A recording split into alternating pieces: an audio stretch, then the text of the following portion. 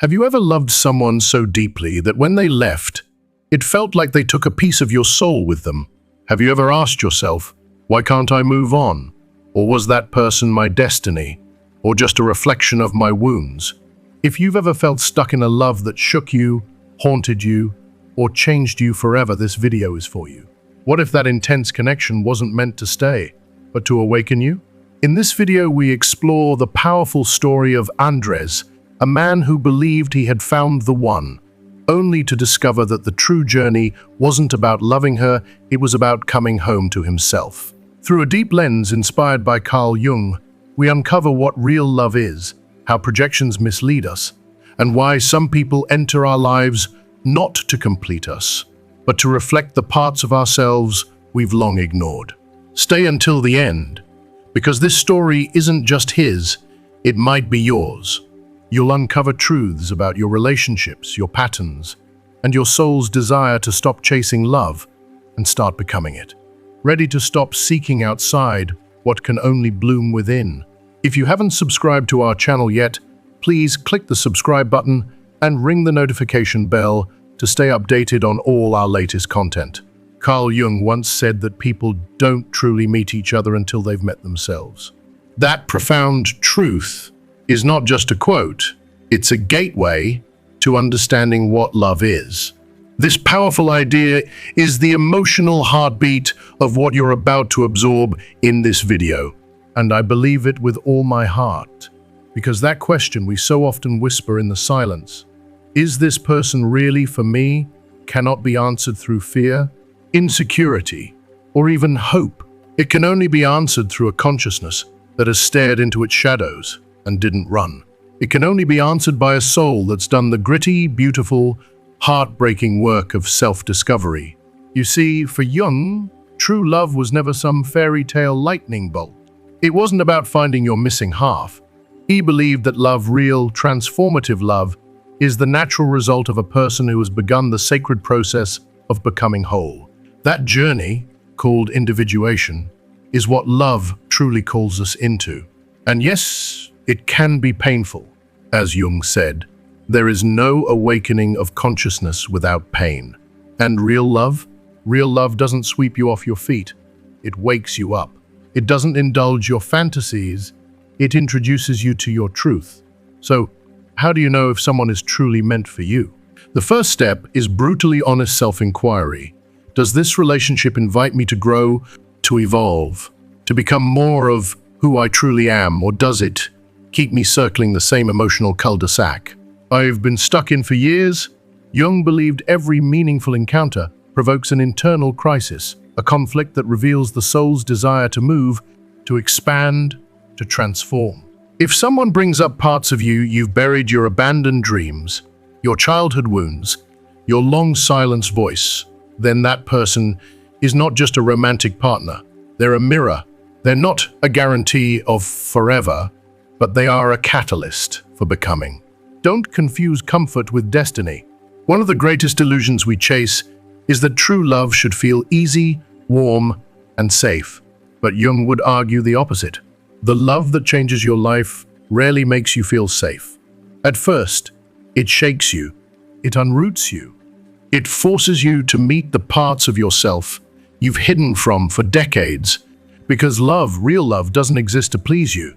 It exists to reveal you. And what does it reveal? Often, exactly what we were never ready to face. What you deny subjugates you, Jung wrote, but what you accept transforms you. And that's why authentic love is so rare. It shows us the parts of ourselves we've refused to see. And when someone loves you through those parts, not despite them, but with them, that's alchemy. That's liberation. So pause right now. Let's do this together. Close your eyes and bring that person to your mind. The one who haunts your thoughts. What emotions rise? What parts of your past resurface? What insecurities or longings do they trigger? Now be brave. Are you seeing them as they are, or as you need them to be? Are you truly loving this person, or are you using them to fill an emotional emptiness you're terrified to face alone? Jung once said that the meeting of two souls is like the contact of two chemical substances. If there's a reaction, both are changed. So ask yourself, are you being changed? Or are you staying the same? Because if you remain unchanged in a relationship, you're likely not in love, you're in comfort. Comfort may feel safe, but it rarely transforms. Love, true, burning, gut-level love, is not preservation. It's expansion. It's raw, sometimes messy, but always a sacred movement. And if you're stuck in a loop, always falling for different people with the same essence, the same wound wearing a different face, Jung would tell you this: you're not loving. You're projecting. You're projecting your unresolved pain onto someone who, for a while, makes it feel like it's healed. But projection is not love. It's a cry from your unconscious, begging you to finally see yourself. Remember, one does not become enlightened by imagining figures of light, but by making the darkness conscious. So I ask you, can you look at your darkness with love? Can you stop begging for someone else to rescue you and finally become the one who holds your own heart? Because destined love doesn't arrive when you're desperate. It doesn't show up to fill your void. It comes when you've stopped chasing. It comes when your soul says, I'm ready. I don't need you, but I see you. Now, grab a notebook. Let's do another exercise. Write down honestly, what were you truly seeking when this person entered your life? Were you looking for safety, validation, admiration, a reason not to feel alone? Or were you already at peace within yourself, and this person simply aligned with that calm? Jung taught that the soul speaks in symbols, and every person who crosses our path is a symbol. So ask yourself, what does this person symbolize to me? Do they feel like healing, or do they feel like a habit? Because not every strong feeling is love. Sometimes it's trauma, clinging, or a fear of emptiness. And this is where we have to separate the soul that wants to grow from the ego that wants to attach. Destined love doesn't come with chaos. It doesn't burn with anxiety. It has the calm rhythm of something real, something earned, something sacred. One of Jung's most transformative teachings was the concept of the anima and animus, the inner feminine and masculine that live within each of us. When we haven't integrated those energies, we project them onto someone else. And suddenly, that person feels like the one. But in truth, we're just in love with a part of ourselves we haven't reclaimed. That's why Jung warned us, infatuation is not love. It's a projection. It's the mind trying to resolve what the heart hasn't healed. So how do you know the difference? Ask yourself this: can I see this person fully, flaws and all, and still hold respect for them? Or does their imperfection shatter my illusion? Can I love them through disagreement? Or do I only feel love when they meet my fantasy? True love isn't found in perfection. It's found in honest, raw, vulnerable humanity. And then there's synchronicity, those wild, unexplainable coincidences that seem to place someone in your life at just the right moment. If that happened to you, don't ignore it. Jung believed those moments were sacred. The soul has a language, and it speaks in symbols, timing, and connection. But a sign doesn't always mean a shared destiny. Sometimes it's just a message for you, and that might be the most beautiful, most painful truth of all. Because Jung would never call real love perfect. He would call it whole. He would say it integrates not to spare you from pain, but to teach you how to move through it with grace, with awareness, with dignity. It doesn't promise forever, but it always promises transformation. Destined love, according to Jung, is not the one that completes you. It's the one that makes you whole on your own. And that, my friend, is where the real journey begins. Now, take one more deep breath. Pick up that pen again. Write down the 3 things that have hurt you most about this person. Then, beside each one, write 3 ways you can strengthen yourself so that pain no longer defines you. Maybe the love that matters most is the one you offer yourself when no one else knows what you're going through. And maybe, just maybe, that's the love that makes you ready for the one who truly sees you. You'll begin to realize that what hurts most in relationships isn't just what the other person did or didn't do, it's what you've stopped giving to yourself in the process. It's the way you abandon your own needs while waiting for them to meet them. It's the way you silenced your truth to keep the peace, or neglected your inner voice just to feel love for one more day. If you are still watching this video and find these lessons helpful, please comment number 1 below to let me know that you are still watching this video with me. Jung taught us something we must never forget. Everything we chase externally is an invitation to meet something internally. Every longing is a mirror, and every heartbreak is a message. And perhaps the most painful yet powerful truth is this: what you most need to find is often hiding in the place you least want to look. In love, that hidden place is usually your fear of being alone, your fear of not being chosen, your fear that you're not enough without someone else confirming it.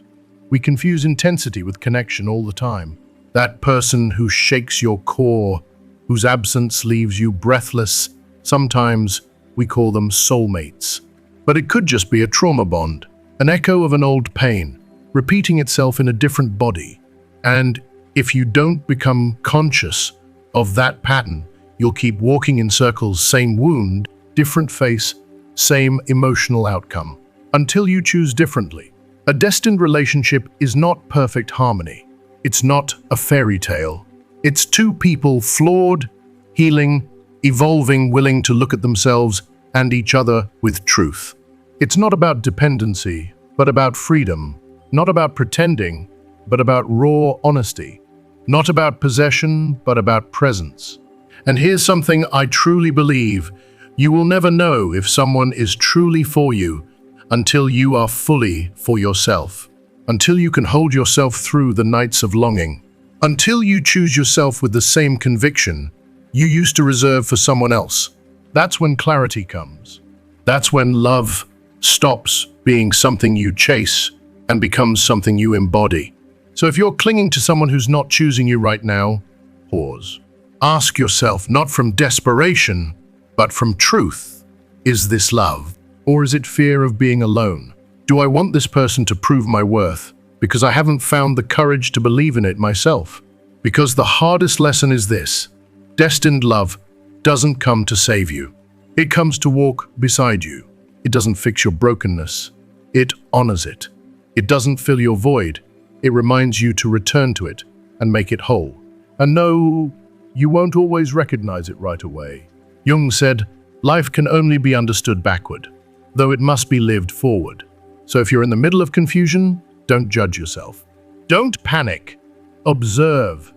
Listen. Learn. The soul whispers in silence. It never shouts through anxiety.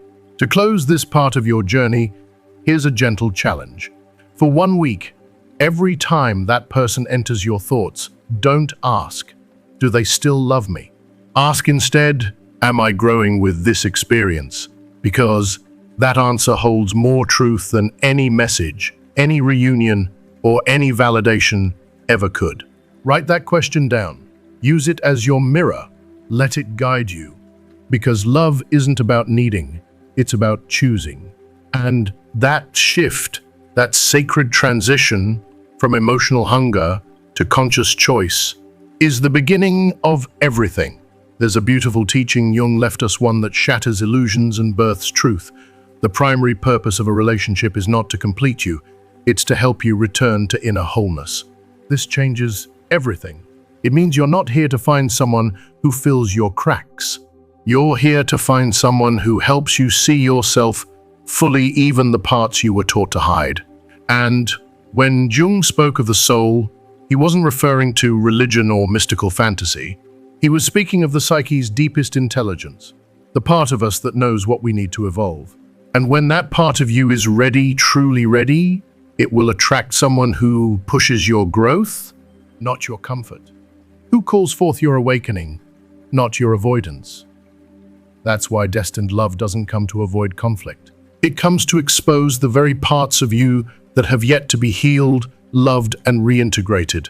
If someone makes you question your patterns, if they push you to examine old wounds, if they stir something deep that forces you to face your emotional history, don't run from it.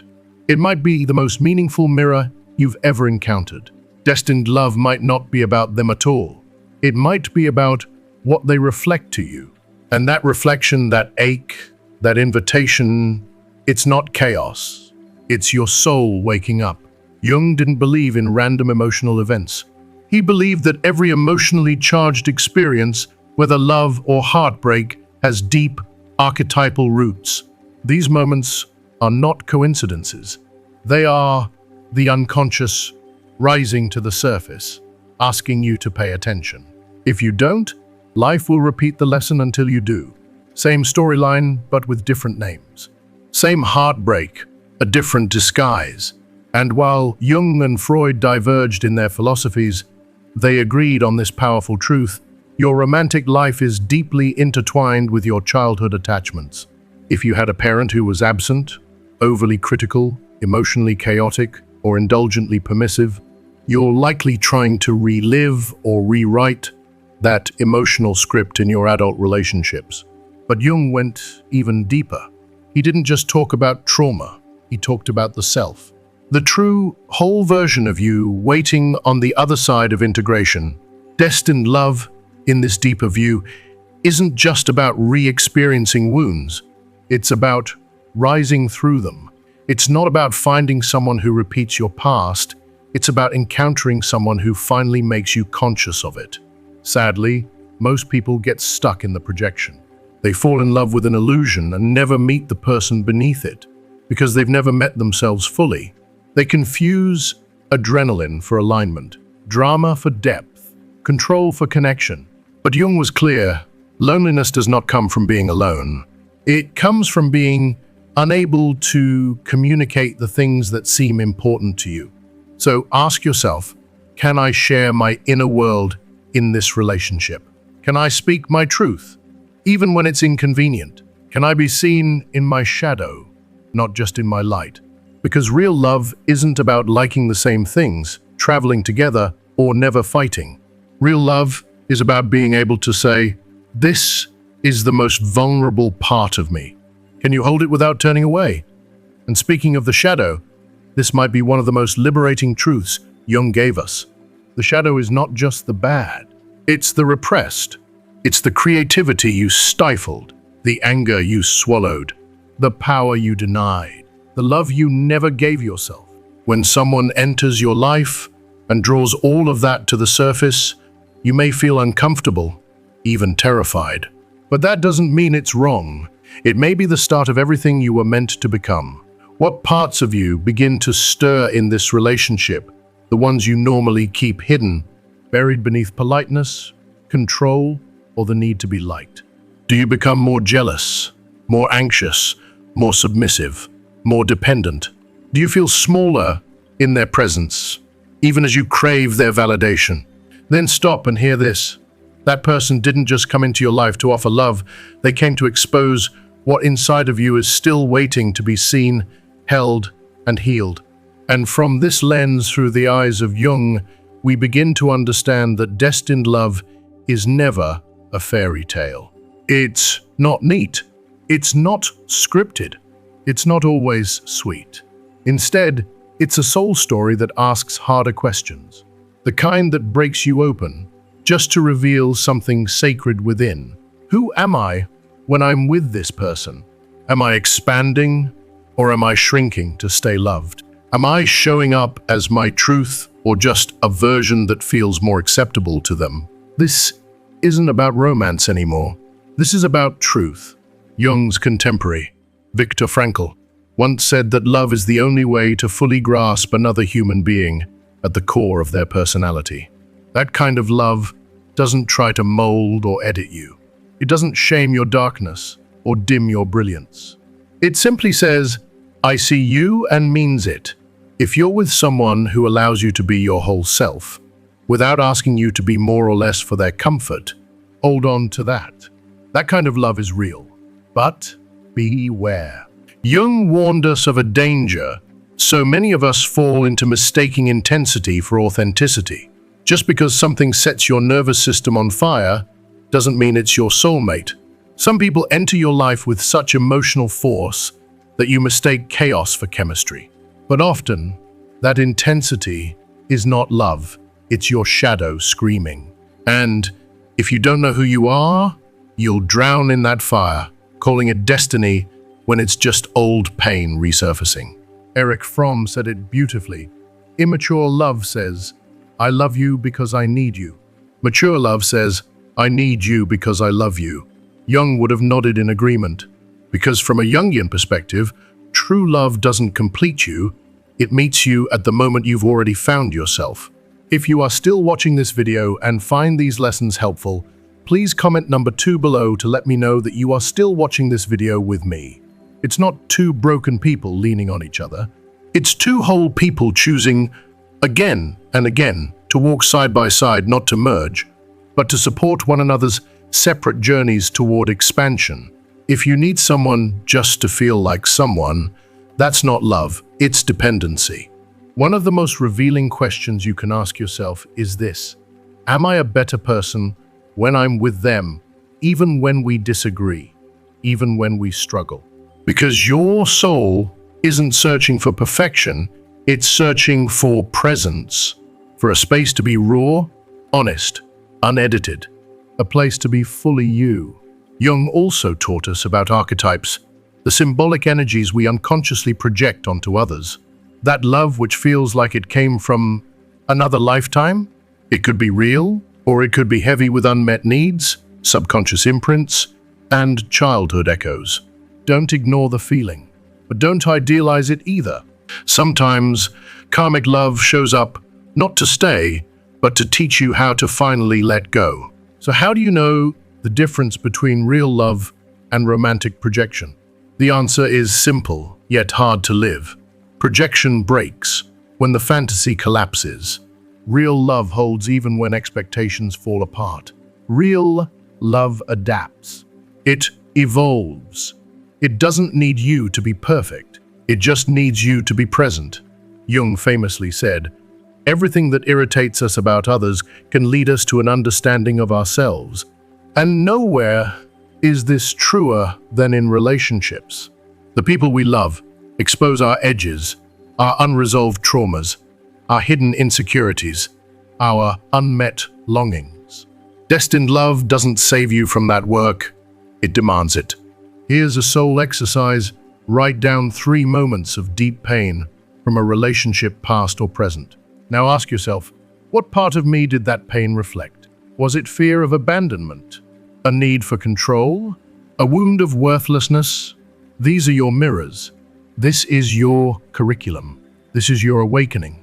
Another sacred clue: when someone is truly for you, they don't ask you to be less. They ask you to be more. They cheer for you when you shine. They hold you when you fall. They challenge you when you've gone dim. If you have to minimize yourself to maintain the peace in your relationship, that's not peace, it's self-betrayal. And that's not love. Jung insisted, the soul doesn't seek comfort, it seeks evolution. That's why destined love often feels like a fire, not a blanket. It pushes you to grow, to stand taller, to feel deeper, to finally be seen. So ask yourself, from a place of fierce honesty, does this relationship help me reconnect with my truest calling? Can I share my contradictions, my dreams, and my flaws without fear? Or do I only speak of surface things, safe things, just to keep the connection intact? Because real love isn't about smooth sailing. It's about depth. Depth that doesn't destroy, it rebuilds. Depth that doesn't silence, it liberates. And if you're in a relationship that drains you more than it nourishes you, Jung would whisper gently, that's not soul, it's shadow. Don't hate yourself for choosing it. But do take responsibility for whether you stay. Because the moment you stop justifying your pain is the moment consciousness begins. The love that's meant for you won't need to disguise itself. It won't play games, ask you to perform, or make you doubt your worth. It won't confuse you into anxiety or silence your truth. It will come gently, clearly, and bravely, with an open heart, an awake mind, and a shared willingness to build something real. Some relationships come as mirrors. Others come as teachers. But the ones that truly matter, the ones that change your soul, are the ones that reveal who you've been all along. Jung wouldn't tell you to chase the person who makes you feel good 24/7. He'd tell you to pay attention to the one who makes you feel alive, even if it stings. It's not about idolizing the one who confronts you. It's about asking, does this confrontation come from respect or control? Destined love doesn't interrupt your evolution. It walks beside it. It doesn't ask you to choose between growth and connection. It chooses both. And perhaps the most overlooked sign of sacred love is this. Does that person help you return to yourself when you're lost? Do they remind you of your essence, even in chaos? If they don't pull you away from yourself but gently guide you back, you've found something rare. Because the wrong people awaken our fear, the right ones awaken our truth. Jung warned, if you don't make the unconscious conscious, it will rule your life and you will call it fate. So before you call them your destiny, ask yourself, are they really your future or just your old wound with a prettier face? A practice to anchor this reflection. Write down the most authentic moments you've shared with this person. Not the most romantic, not the most dramatic, but the most real when you showed up as yourself without pretense. Because real love doesn't live in fantasy. It lives in presence. And when someone can see your unmasked truth and still choose you, that's the kind of love that doesn't just stay. It heals. Now ask yourself gently, but honestly, did that person accept the real you when you finally dropped the mask? Or did they slowly retreat when you dared to show your truth? Because that moment, that raw, unfiltered moment, when you can no longer pretend, is where real love begins. Not the fantasy, not the polished image, but the sacred unveiling. Jung invites us to go even deeper, to look beyond the surface of every relationship and ask, what is the symbolic nature of this connection? What story, what archetype, what unresolved longing does this person represent in my life? Do they feel like a savior, a father, a mother, a redeemer of wounds long buried? Or can you see them not through the lens of need or idealization, but as they truly are, human, flawed, beautiful, growing? Because the more archetypal your view of someone, the more projected your love will be. And projections blur reality. They create illusions that eventually collapse. What we often call fate is sometimes just our trauma in disguise. In therapy, I've seen it again and again. People are convinced that intensity means truth, that if something burns hot, it must be real. But intensity is not the compass of love. It's often the smoke from something unconscious trying to speak. Jung understood this deeply. He taught that love must be pierced by consciousness, not to dull its magic, but to purify it, to make it clean, honest, transformative. Unconscious emotional pain doesn't dissolve with time, it recycles. It reappears in different faces, different stories, until we understand it. Until we stop being victims of it and become students of it. This is where depth psychology becomes not just useful, but essential. If you want to stop repeating the same heartbreak in different disguises, you have to go to the root, because the love that's truly meant for you will never ask you to abandon your essence. It will ask you to refine it, strengthen it, and remember it. If someone makes you feel that you must become someone else just to be worthy of love, that's not love. That's fear, wearing affection's mask. Jung once said, the encounter with oneself means, first of all, the encounter with one's own shadow. And sometimes, the love that rattles us the most, the one that brings us to our knees, is the one that finally forces us to meet that shadow face to face. So if the love you're living leads you into discomfort, into confusion, into a deep reckoning with yourself, don't dismiss it too quickly. That pain might be the doorway your soul has been waiting for.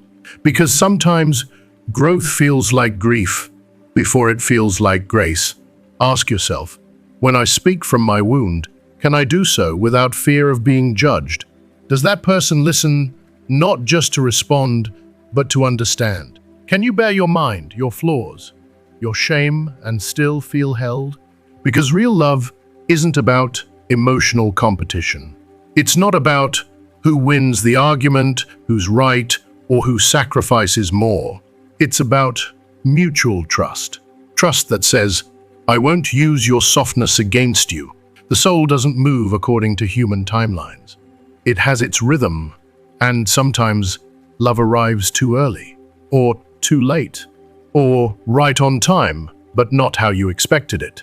And Jung believed that when the soul speaks, whether through a person, a dream, or a pain, it's never random. That moment you met them, that shift in your inner world, that wasn't an accident. But also, not every meaningful moment is meant to last. Some come to wake you up, not walk with you forever. Because not everything that feels like love is love. Some attractions are echoes of old wounds, magnetic pulls of shared trauma, or the hunger to fill a long neglected void. But destined love? It feels different. It doesn't come to complete you. It comes to walk beside you, in full recognition of the wholeness you've already begun to claim. And here's a key most people overlook. The love that's for you doesn't fight against your identity. It doesn't suffocate your soul's movement. It doesn't require you to shrink. It may challenge you, yes. It may stir you, but it won't drag you into chaos that erases who you are. So ask yourself, if I keep ending every relationship more lost than I began, am I loving? Or am I reenacting my abandonment? Because destined love isn't about how long you've known someone. It's about the depth of the encounter.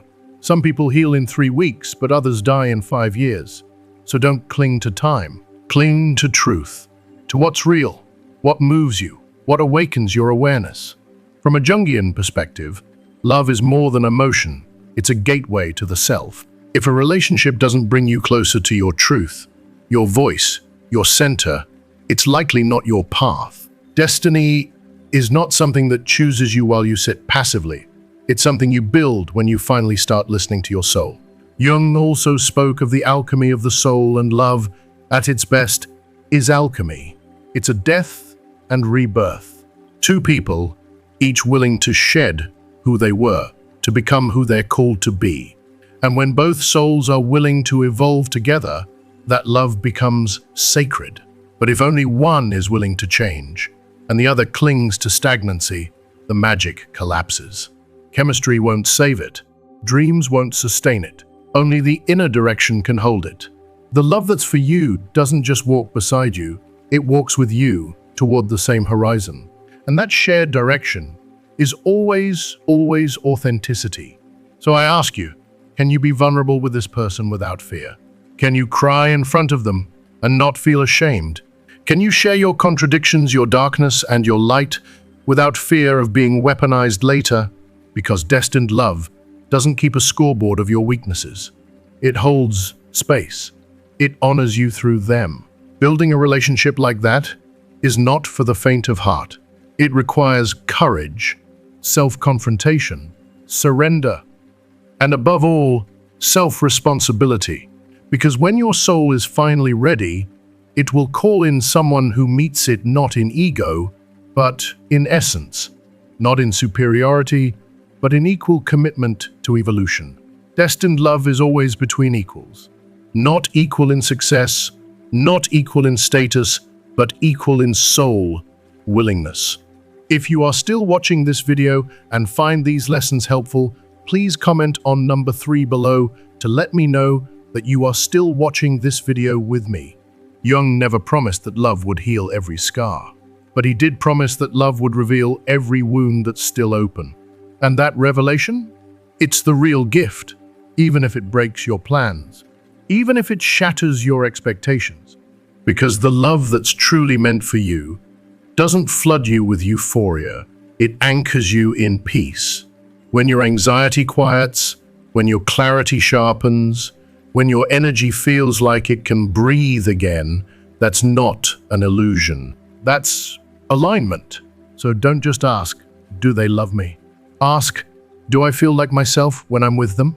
Ask, Do I love who I am in their presence? Because the love that's for you will always call you back to your true home, the one inside your soul. If your connection with someone leads you to therapy, to self-help books, to deep introspection, to sleepless nights filled with questions you've never dared to ask, don't dismiss it. That person, whether they stay or leave, came to open a door inside of you. And once that door has been opened, you can never close it again without feeling like you're betraying your soul. Because that's what destined love does. It doesn't always stay to build a life with you, but it always builds something within you. The love that's truly for you doesn't require endless explanations or exhausting defenses. It speaks with presence. It communicates with calm. It holds space with care. It says, I see you, without needing you to prove or perform. And if you're constantly left questioning your worth, constantly begging for reassurance, wondering if you are enough for them, please hear this. That's not love. That's a wound screaming to be heard. A wound begging for your attention, not theirs. So often we long for someone to be the one, but our longing doesn't make them right for us. The mind can chase desire, but the soul knows. And when the soul recognizes, there is no frantic uncertainty, there is peace. There is quiet. There is a gentle knowing that doesn't demand perfection. Jung would remind us of something we all need to hear. No one can truly be for you if you haven't first decided to be for yourself. The first real act of love is not falling for another. It's standing firmly for yourself. It's saying, I choose me. And from that sacred foundation, being with someone becomes a gift, not a lifeline. Some people don't need to stay in your life to leave an eternal mark on it. A glance, a conversation, a goodbye that broke you open. These moments carry more weight than years of shallow attachment. The soul remembers what was real, even when logic wants to forget. Because destined love doesn't always mean forever, but it always means transformation.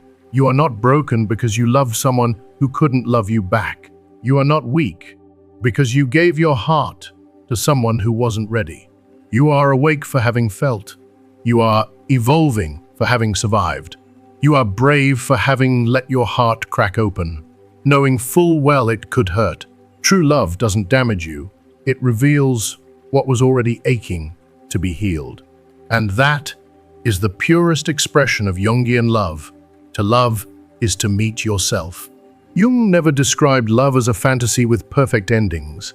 He described it as an evolutionary confrontation, an encounter that forces you to ask yourself the hardest questions you've ever asked. So ask, what part of me woke up when I met them? Was it my soul responding, or my survival instinct? Jung defined the self as the wholeness we are all destined to become. And love, real love, isn't a distraction from that path. It's a catalyst, a spiritual fire that says, there's more of you to know, more of you to reclaim. If that relationship stirred your buried fears, reawakened your forgotten desires, and made you confront your contradictions, then know it wasn't a mistake. It wasn't drama. It wasn't a failure. It was purpose disguised as passion. Don't confuse intensity with truth. Don't let the force of a connection convince you that it's destiny. Jung was clear. The unconscious projects with overwhelming power. The soul often screams through the face of another what we refuse to acknowledge in ourselves. And that's why love can feel like a jolt. Not soft, not fluid, but raw, alarming, spiritual chaos. If that jolt pushes you into the deepest corners of your soul, don't run. That discomfort may be your becoming. So pause, breathe. Think of that person still living in your heart, in your dreams, in your thoughts. Ask, do I feel spiritually expanded when I think of them? Is there freedom in this feeling, or only emotional weight? Do I feel seen, or do I feel like I'm constantly explaining my existence? If you are still watching this video and find these lessons helpful, please comment on number 4 below to let me know that you are still watching this video with me. If your answer is yes, even with all the uncertainty, then perhaps what you've touched is not perfection, but something deeply real. Here's a simple, powerful practice. Write down 3 words that define what you feel when you're with them. And then ask, do those 3 words reflect what I feel when I'm alone with myself? Because when a connection is true, it resonates with your being, not your lack. It mirrors your soul, not your survival instinct. Jung would tell you that love worth having doesn't come from obsession, it comes from recognition. You don't chase it. You don't beg for it. You see it. You feel it. You remember something ancient and eternal in the presence of the other. And when that happens, when the soul sees the soul, there is no mental chaos. There is clarity, a stillness you didn't know you were searching for. Another sign of Jungian love? You feel safe enough to be in the process. You don't need to have it all figured out. You don't need to wear a mask of confidence or perfection. You don't have to perform your healing. You just are. And that's enough. That kind of space is rare. It's sacred. It's the kind of space where soul love lives, not ego love. None-aid, but truth. Remember this quote from Jung, "The privilege of a lifetime is to become who you truly are." If someone gives you the space to become that version of yourself, the most awake, most tender, most courageous self that is love worth honoring, that is a relationship with meaning, not one born out of emotional bargaining. So write that down somewhere.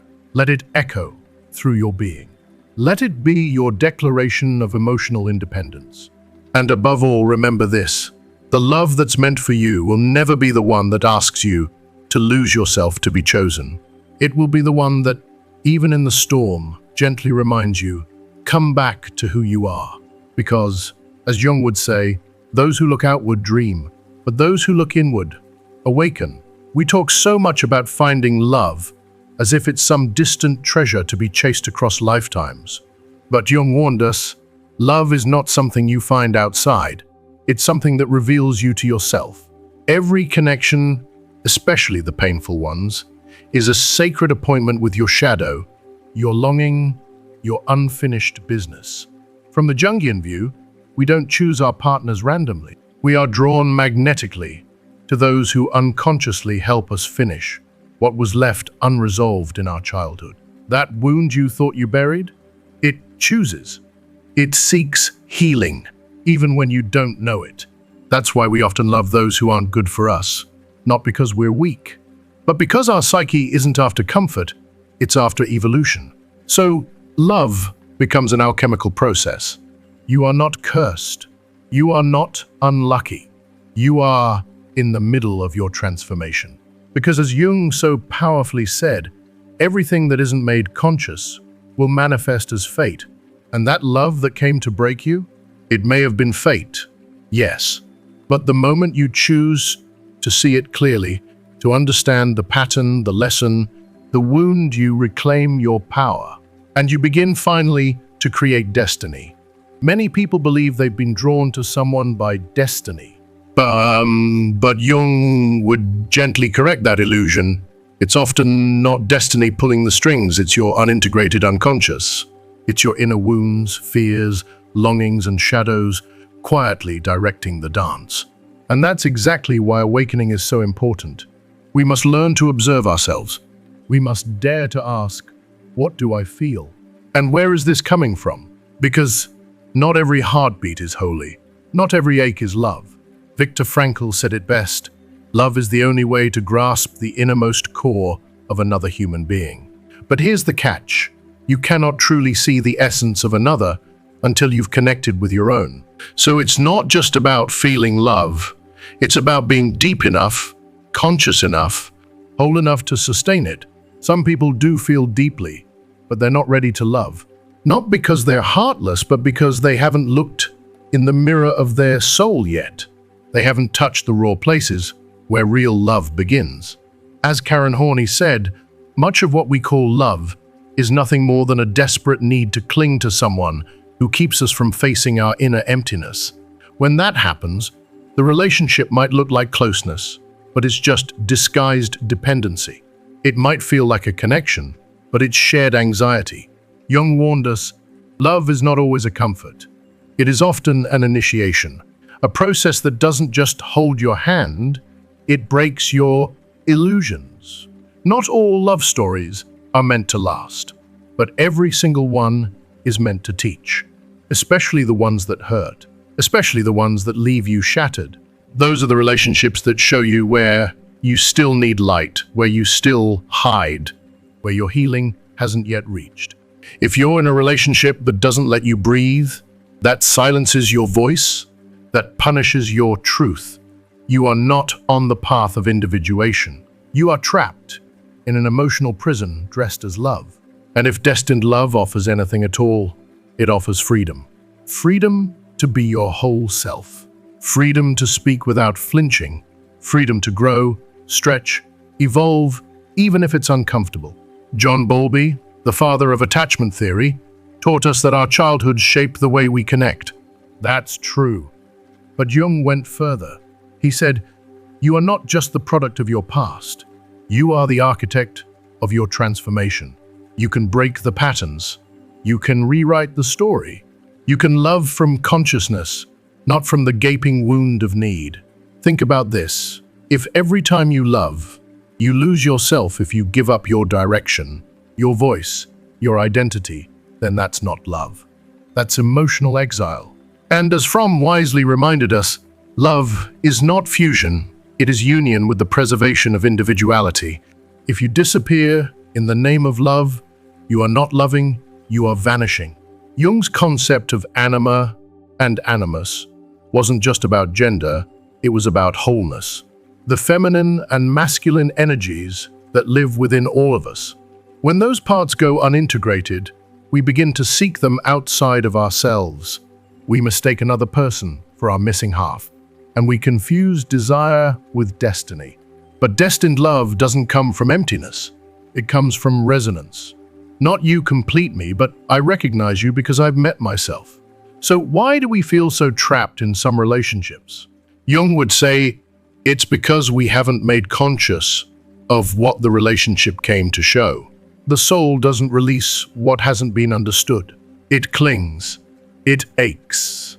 It repeats the cycle until you finally decode the message. Only when you truly understand why that person came into your life, what they activated in you, what they mirrored, can you release them without guilt.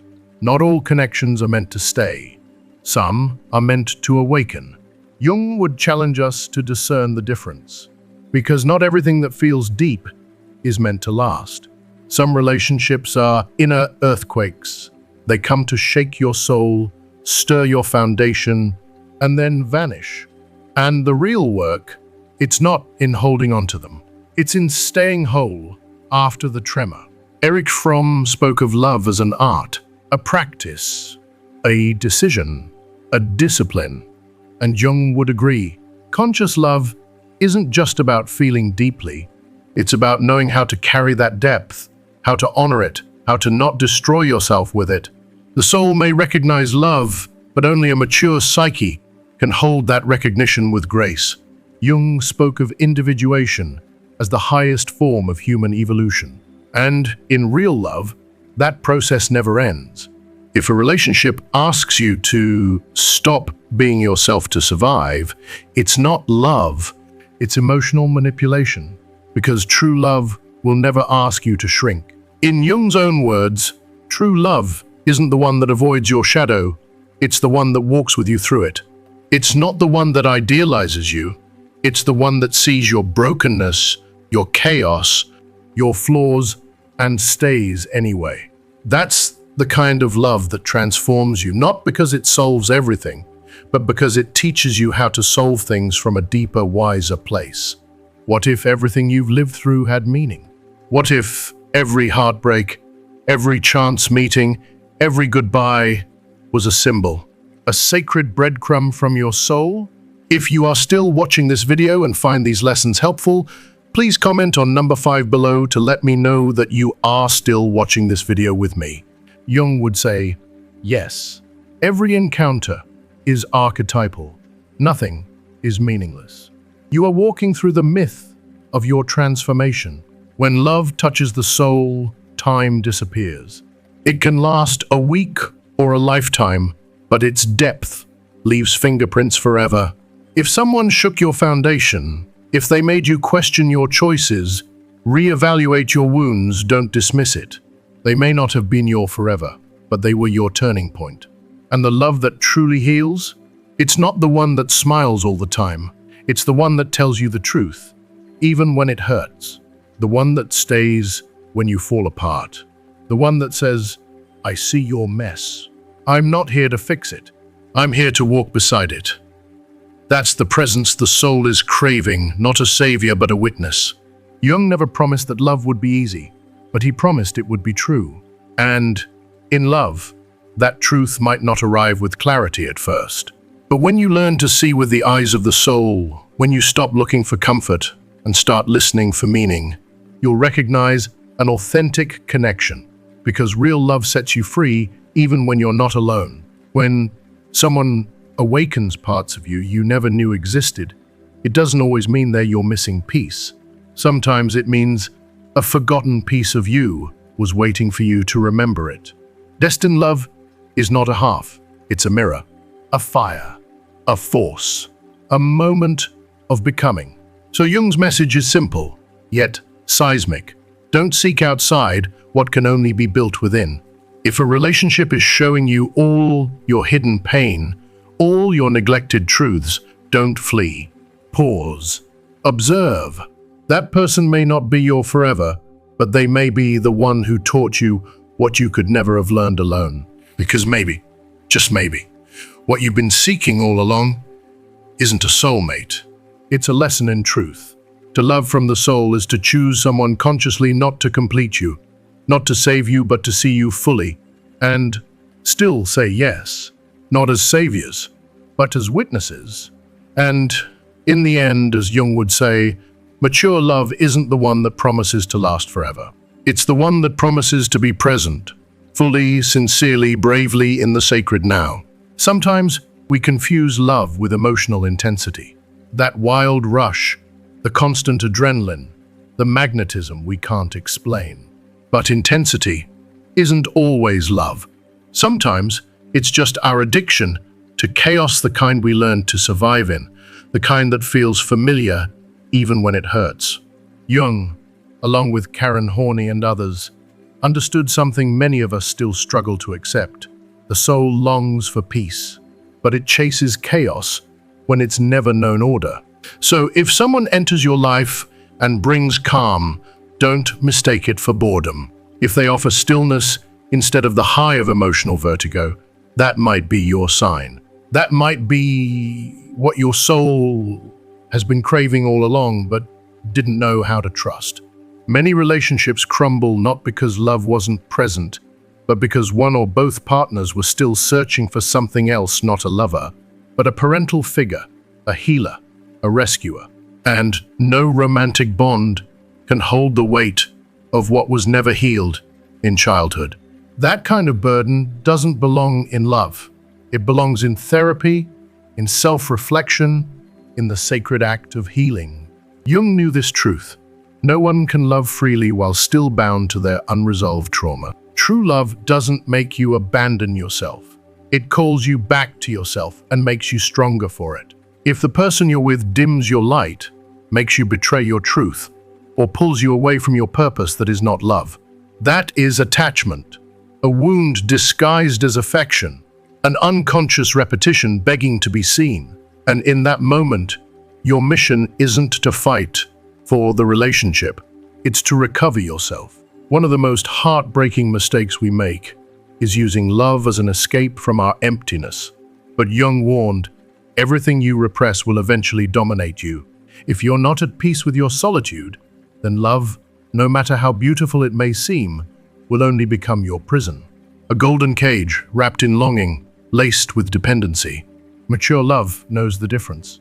It doesn't come to fill your gaps, but to walk with you while you fill them yourself. It doesn't ask for your perfection, it asks for your presence. It doesn't demand absurd sacrifices, it asks for your truth. And though it may sound simple, living that kind of love is one of the greatest emotional challenges there is. When the relationship starts to cost you more energy than it gives, when it drains your spirit instead of nourishing it, that's when the soul speaks. It always speaks, but only the awake can hear it. So ask yourself honestly, what does your body say when you're with them? How do you breathe? How do you sleep? Do you feel safe or subtly braced for the next emotional wave? Because the body never lies. And the love that is truly meant for you will not exhaust you. It will revive you. Not everything that sparkles is sacred. Sometimes what you think is love is just dependency wearing a charming disguise. Beautiful gestures, sweet words, but no emotional depth. No space for your soul to stretch and breathe. Jung warned us of the false self, the mask we wear to survive in the world. And in truth, many relationships are just two masks talking to each other, hoping someone will finally see what's underneath. Real love begins the moment you dare to take your mask off. If you look back and see that your choices were driven by a fear of abandonment, it's okay. That wasn't love. It was survival. It wasn't freedom, it was protection. And that's not your fault. That's your wound. But now that you see it, you can't love the same way again. Not if you want something real.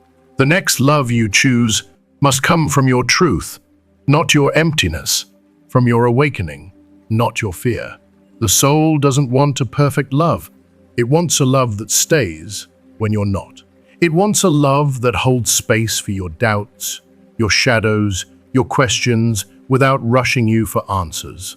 Because, as Jung said, love doesn't heal, but it can be the most fertile ground for you to heal yourself. If someone only loves you when you're smiling, when you're strong, when you're useful, that's not love. That's emotional convenience. True love doesn't measure you by your productivity. It doesn't require your perfection. It doesn't ask you to perform happiness. It embraces you even when you're broken. It sees you even when you're dark. It whispers, "I'm still here," when your voice has gone silent, because it understands that your shadow is not a flaw. It's a chapter of your story. There comes a moment in every soul's journey when you realize that no one can love you better than you are willing to love yourself. And when that moment comes, everything changes. You stop settling. You stop giving yourself away in fragments. You stop accepting crumbs and calling it nourishment. Jung reminded us that both dreams and relationships hold symbols. So if you're in a connection that feels inexplicably powerful, like it was woven by something greater, don't dismiss it. But don't blindly follow it either. Instead, ask, what part of me awakens in this relationship? What am I meeting within myself? Maybe your mind doesn't yet understand it, but trust me, your soul already does. Because sometimes the love that marks you the most isn't the one that kisses you the most. It's the one that mirrored you the most. That reflected your potential. That cracked you open and handed you back to yourself. It may leave you with silence, with questions, with confusion, but also with a new direction, one that leads inward. Don't measure love by its duration. Measure it by its transformation. When Jung spoke of integration, he spoke of uniting all the fractured parts of yourself, your light, your rage, your tenderness, your desire, your fear. The love that's truly for you won't just take the parts of you that are easy to love. It will accept your wholeness. It won't flee when you contradict yourself. It won't vanish when you're not your best. And here's a sacred truth. Not everyone who teaches you something is meant to stay. If you are still watching this video and find these lessons helpful, please comment on number 6 below to let me know that you are still watching this video with me. Some come only as guides, as holy disruptions, as cosmic mirrors. True love is also knowing when to let them go, when their presence no longer leads you toward growth, but drags you back into repetition. Letting go isn't a weakness.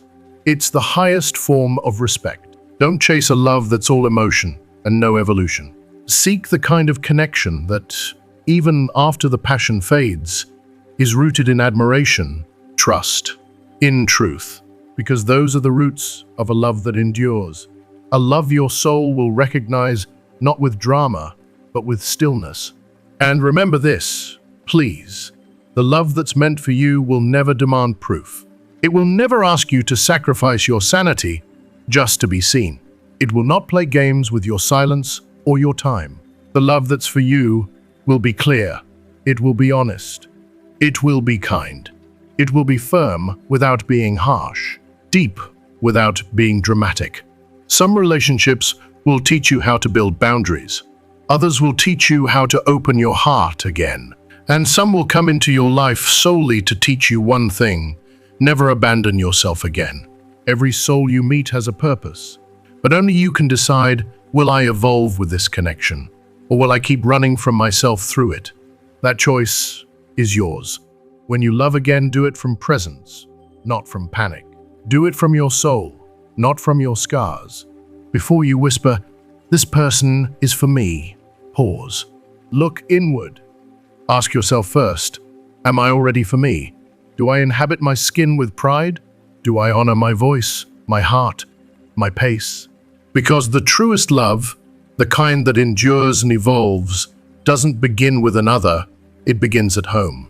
It starts with choosing yourself, with holding your own, with remembering your worth long before someone else attempts to mirror it.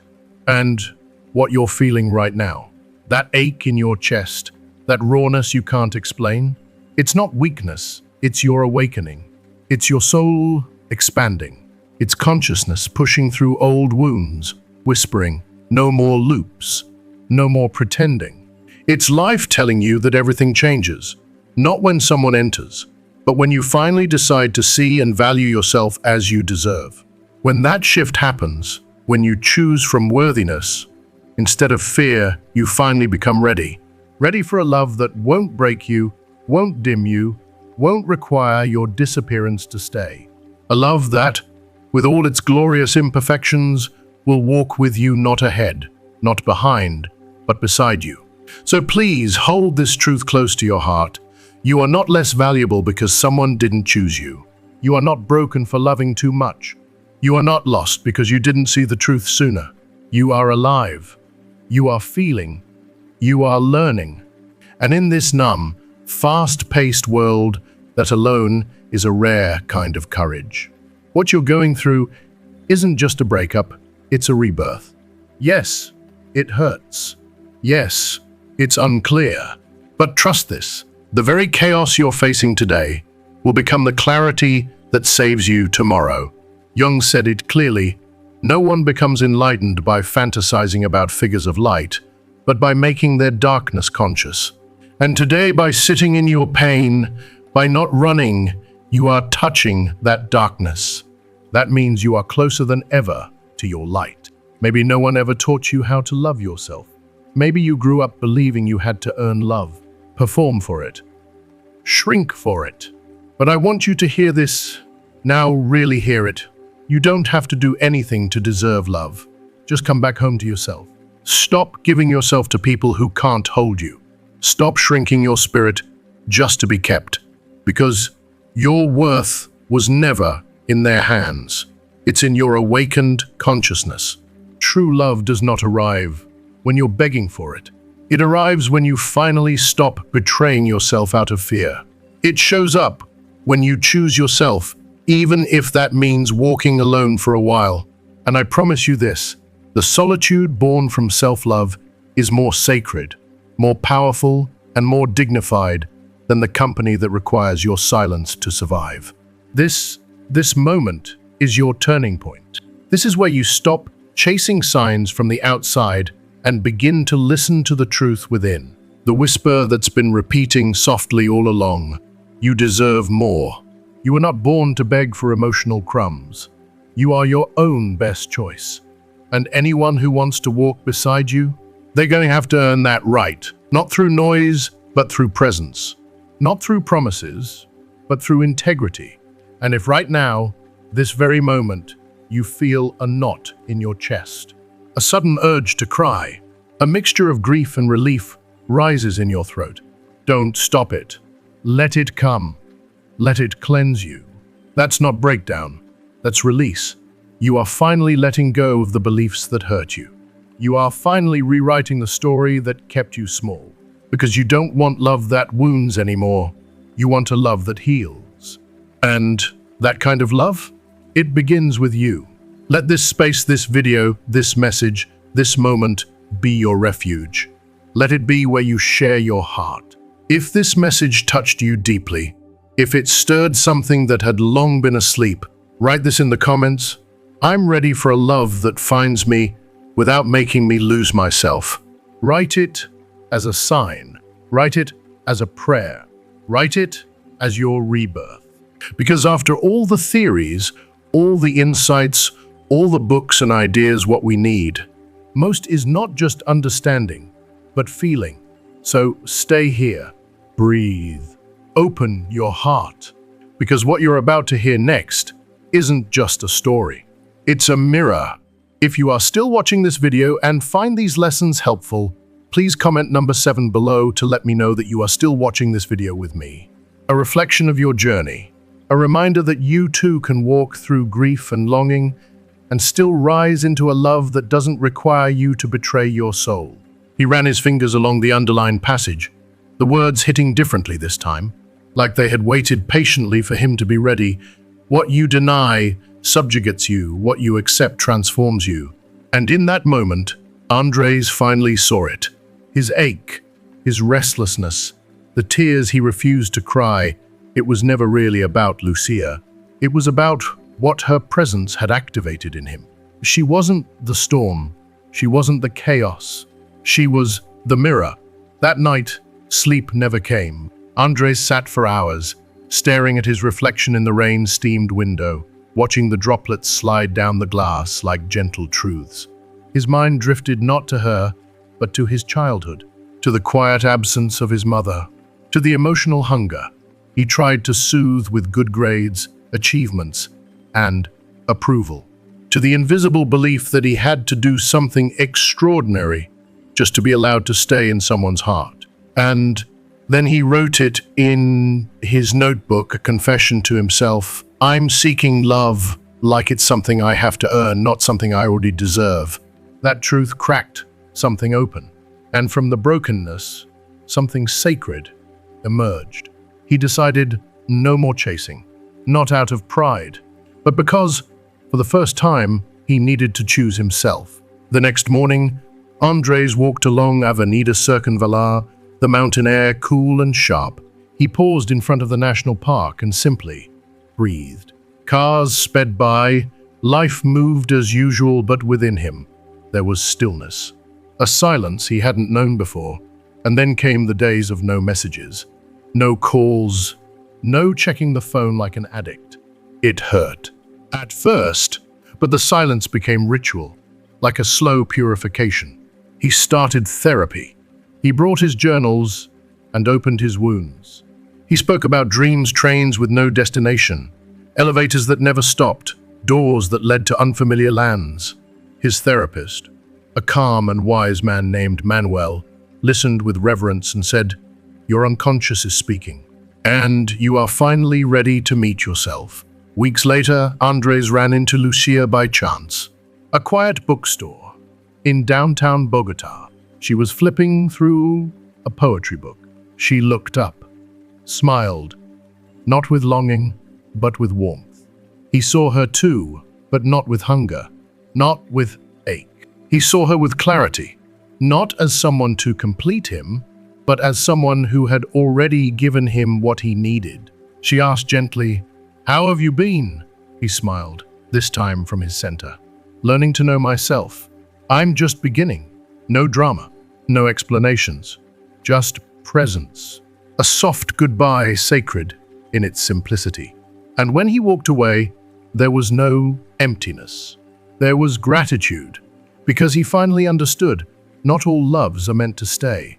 Some are meant to return us to ourselves. In the stillness that followed, Andres began to write. He poured his reflections into an anonymous blog, words about the soul, about projection, about healing, and strangers read it, and felt seen. And there, in the resonance of shared pain and shared hope, he discovered another Jungian truth. When you integrate your shadow, you become medicine for others. One morning, flipping through an old notebook, he found her words scribbled in blue ink. "What you see in me is what you don't want to see in yourself." He didn't cry. He smiled, because now he understood. He no longer looked for her facing crowds. He no longer sought closure. He no longer walked the city searching for what was already inside him. Instead, he saw pieces of himself everywhere. In the cafes, in the clouds over Montserrat, in the early fog of Chapanero Alto, everything felt symbolic. Everything felt like part of a story, his story. And then, months later, someone else arrived. But this time, it wasn't fireworks. It wasn't vertigo. It was stillness. It was real. Their love wasn't epic. It wasn't dramatic. It was clear, serene, authentic. And because of that, it was true. Andres didn't learn this when he found this new person. He learned it when he dared to lose the one he thought was his destiny. Because what he finally understood was this: the true destiny was never her. It was always him returning to himself. Andres' story is not just about love and loss. It is a radiograph of the soul, a Jungian journey through projection, pain, and eventual integration. Because every relationship that touches us deeply isn't just about affection, it's about what it awakens. It's about the wounds we didn't know were still bleeding, the parts of ourselves we didn't know were still hiding. Andres didn't fall in love with Lucia. He fell in love with the part of himself he hadn't yet met reflected in her. When she told him, "What you see in me is your projection," she wasn't dismissing his love.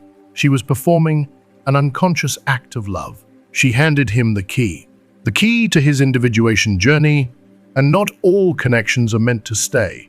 Some are meant to wake you up. So the question is not, is this person my destiny? The question is, what has this connection awakened in me? If you are still watching this video and find these lessons helpful, please comment number 8 below to let me know that you are still watching this video with me. Because if a person activates your fear of abandonment, your need for validation, your impulse to chase, you're not in a story of fate. You're in a story your soul is trying to rewrite.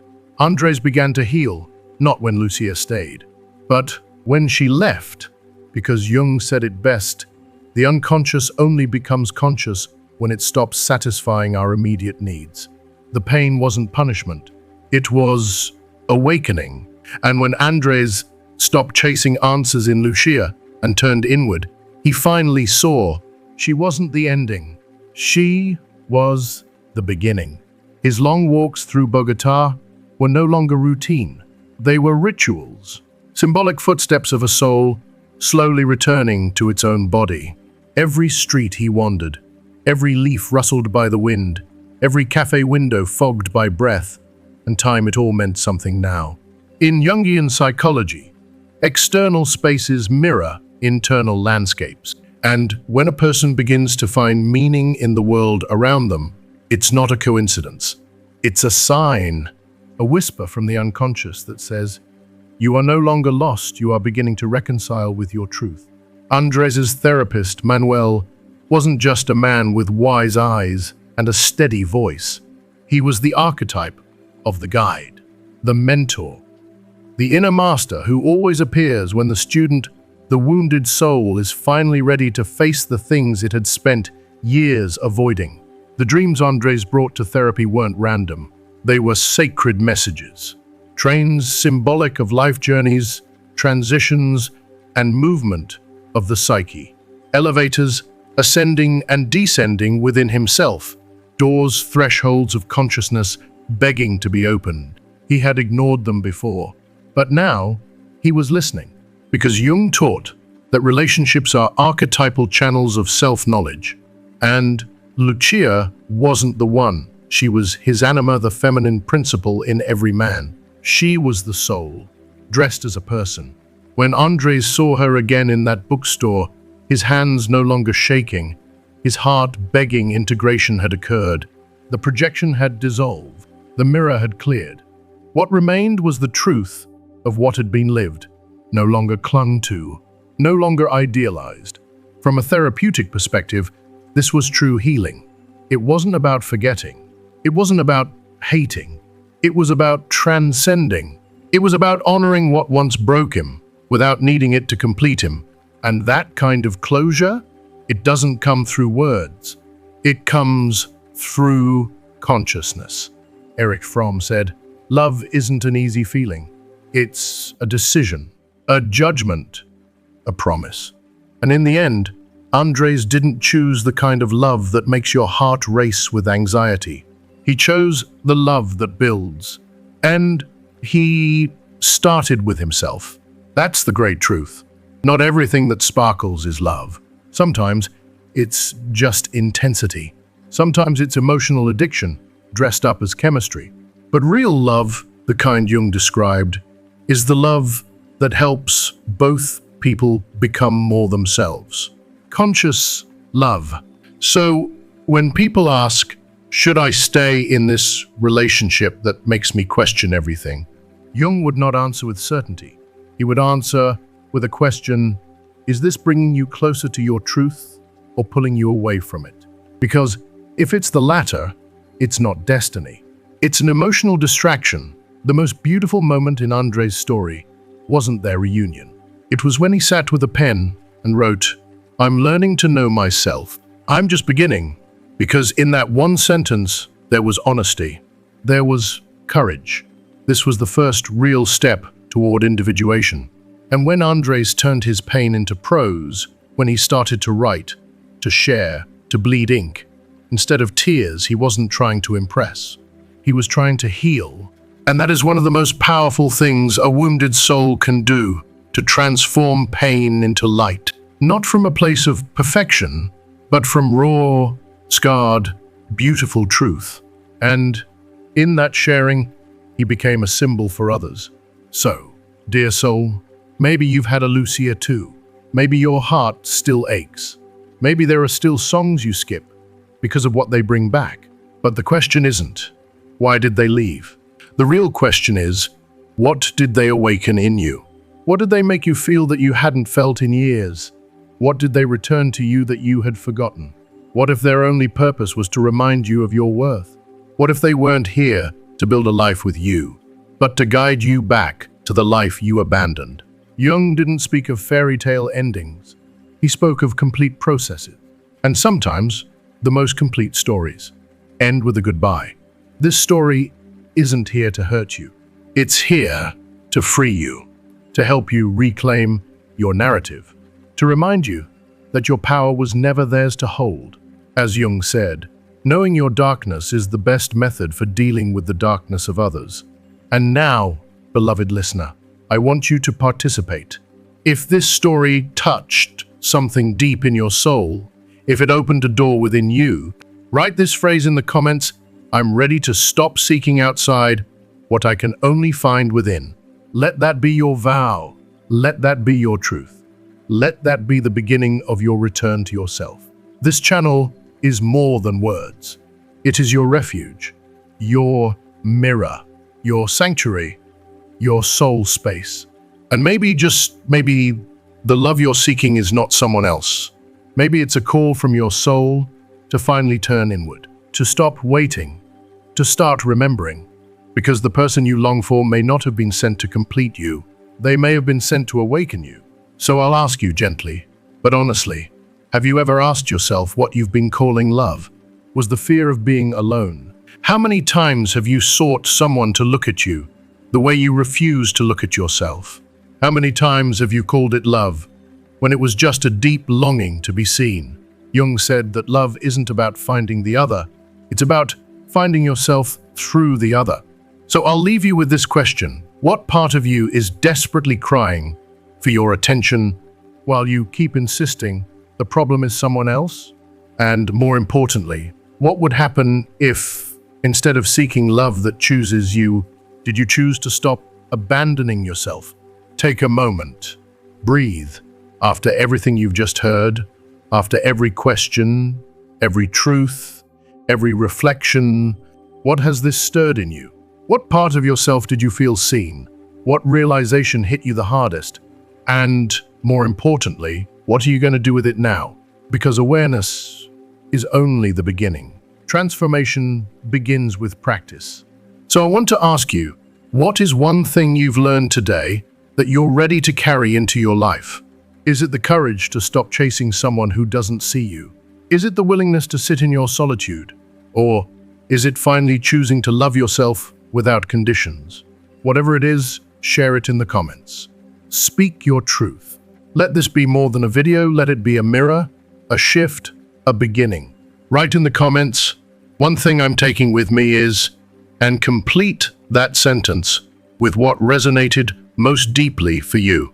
If you like this video, please leave your comment below and don't forget to like, share, and subscribe to our YouTube channel. Your support helps us keep creating meaningful content that speaks to our soul.